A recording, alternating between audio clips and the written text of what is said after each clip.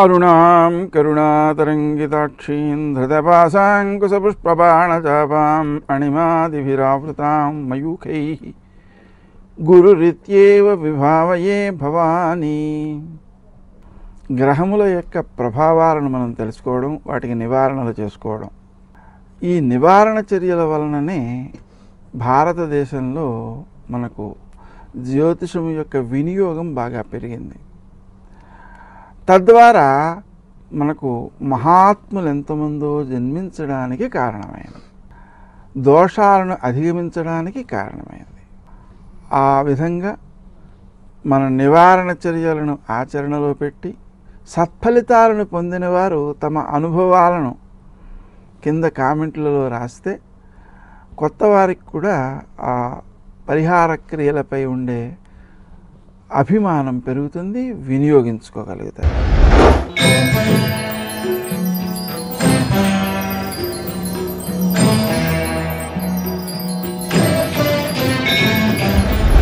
మేషరాశి.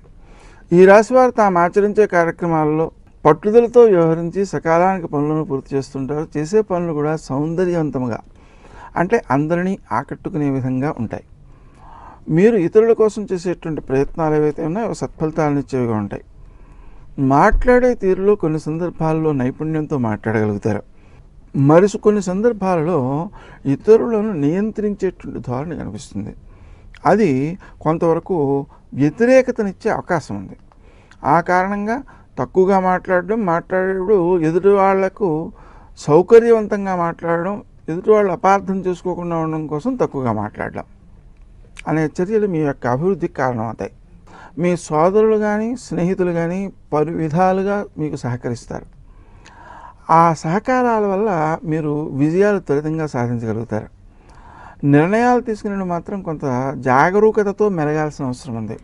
చేసేటువంటి ప్రతి నిర్ణయానికి ముందు శ్రీ దుర్గాయై నమః అనే మంత్రాన్ని ఒక 108 సార్లు, శ్రీ దత్త శరణం మమ అనేటువంటి మంత్రాన్ని ఒక 108 సార్లు చేసుకుని నిర్ణయం తీసుకోవడం వలన ఆ నిర్ణయం సత్ఫలితాన్ని ఇచ్చేది గాను అభివృద్ధినిచ్చేది గాను ఉంటుంది.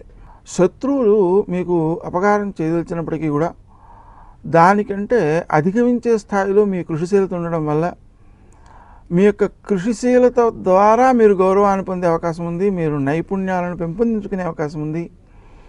అనుభవాలను కూడా పొందే అవకాశం ఉంది.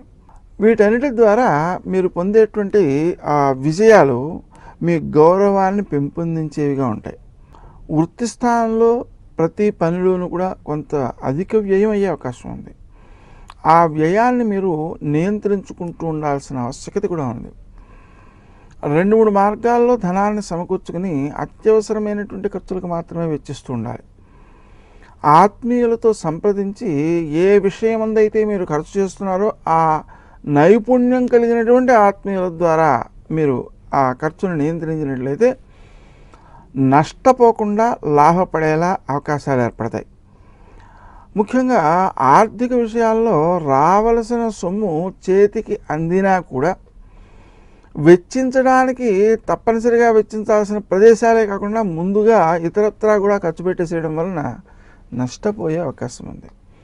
సుమంతో శ్రీ కార్తవీర్యాయ నమః అనే మంత్రాన్ని జపించుకోవడం ద్వారా ఆర్థికమైనటువంటి ఫలితాన్ని అనుకూలంగా మలుచుకోగలుగుతారు.